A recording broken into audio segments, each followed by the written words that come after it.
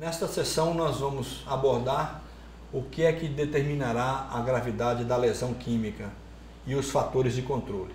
O que é que influencia a gravidade de uma lesão química?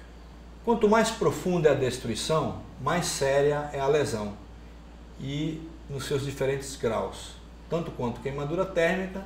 No caso da lesão química ou queimadura química, nós também podemos colocar diversos graus. Nesta figura à esquerda nós temos o olho com os seus constituintes da córnea. Lembrando que o olho ele é bem exposto, diferentemente de pele que não tem uma camada de proteção como é a epiderme.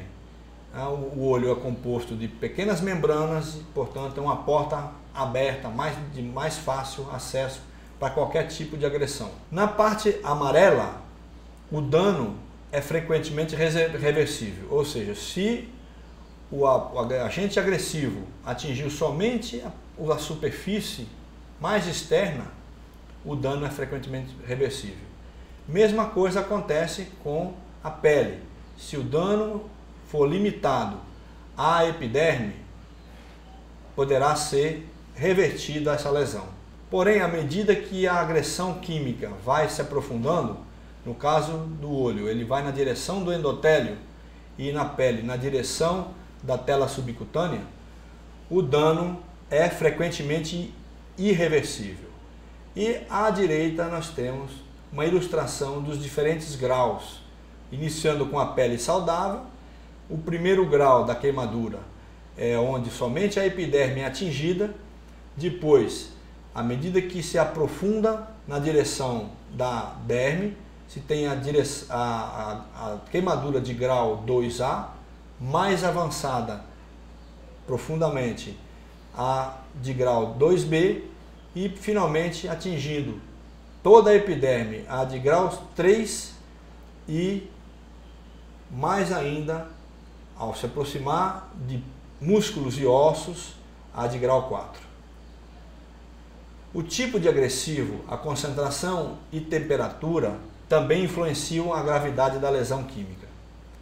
Lembrando que as bases, elas penetram mais profundamente, causam hidrólise e saponificação na pele. No olho, causam necrose do epitélio e provocam edema de estroma. Provocam a queratinização, que é aquele esbranquiçado que se forma no olho. Induz uma formação de colágeno, consequentemente a opacidade e a perda funcional ou anatômica da visão. Na pele, a dissolução da queratina pela destruição das membranas celulares, do colágeno e da elastina, trazendo necrose dos tecidos. E há também, como consequência, uma cicatriz fibrótica hipertrófica provocada pela resposta desordenada dos fibroblastos. Os ácidos, por sua vez, eles coagulam as proteínas, são menos penetrantes e autolimitantes. A lesão química poderá ser dividida em fatores, ou a ocorrência da lesão química dividida por fatores que poderão influenciar significativamente nas consequências. Os fatores de controle são tipo de produto e concentração, temperatura e tempo de exposição. Entretanto, somente o tempo nós podemos controlar, porque tipo de produto e concentração são intrínsecos ao processo. Eles estão presentes nas tubovias, nos reatores, nos containers. Temperatura é a mesma coisa. As reações químicas dos processos industriais acontecem sob determinadas temperaturas. Isso nós não podemos controlar. Entretanto, ao acontecer o acidente, o tempo de exposição entre o início da projeção e a medida de primeiros socorros, nós podemos controlar.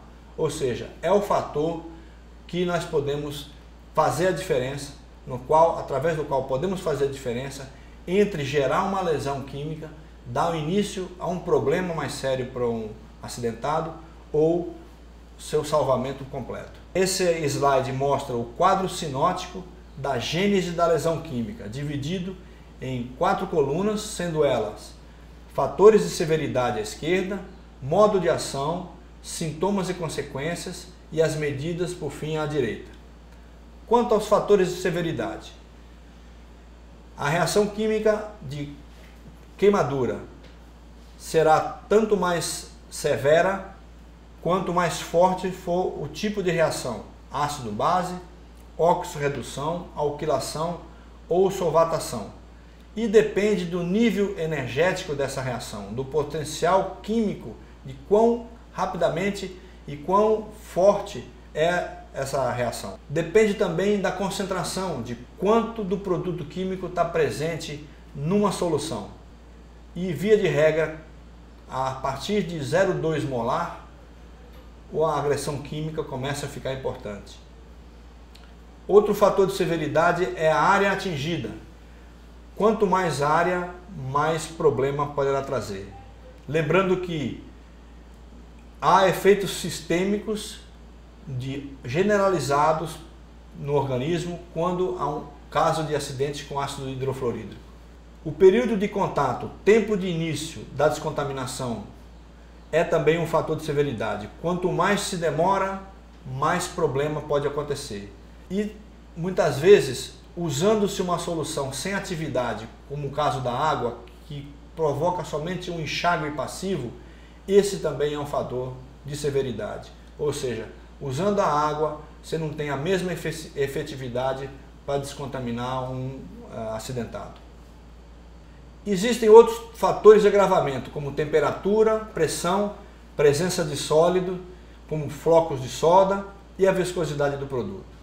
Com relação ao modo de ação, todos esses fatores de severidade, todos esses casos, geram uma destruição celular e de tecidos. Quais são os sintomas e consequências?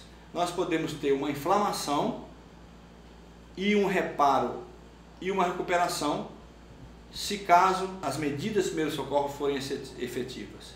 Se houver uma recuperação integral, nós temos a preservação de pele e olho. Do contrário, nós temos uma sequela com formação de queloide, no caso de olhos, opacidade de córnea e esclerose retrátil em membros. As medidas que se pode tomar para evitar consequências e sintomas são dependentes de tempo, que nós verificamos que é um fator importante que podemos controlar, ou seja, a rapidez com que se exerce os primeiros socorros, a qualidade no manejo e no controle da emergência.